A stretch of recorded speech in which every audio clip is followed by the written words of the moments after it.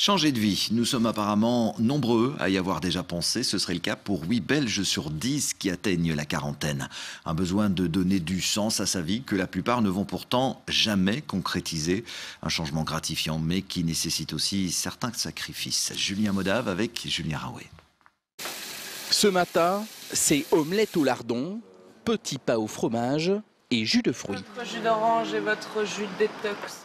Il y a quelques mois à peine, Caroline travaillait encore à Bruxelles. Dans le monde de l'audiovisuel, un métier d'employé sous pression.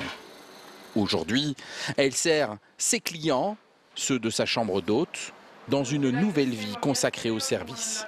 J'avais une proximité avec les gens, mais que j'ai d'autant plus maintenant, et que la proximité est ciblée, vu que ce commerce, c'est mon bébé, quoi. Donc les gens viennent pour mon commerce, pour loger chez moi, pour ma nourriture. Il a fallu quitter un revenu stable et échanger des collègues contre des employés.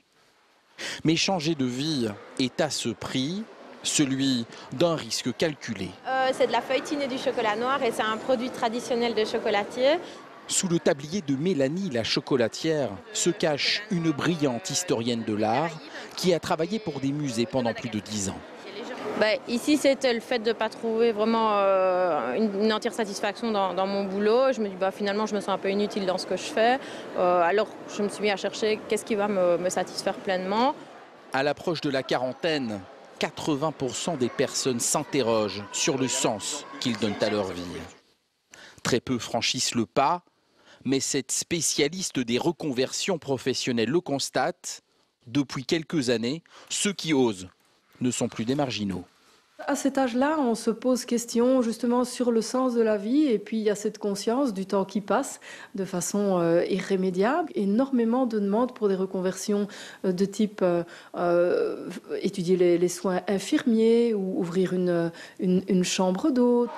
À l'approche de la quarantaine, la notion de service est fondamentale dans tous ces parcours de vie. Travailler pour soi signifie souvent travailler plus, mais surtout travailler mieux.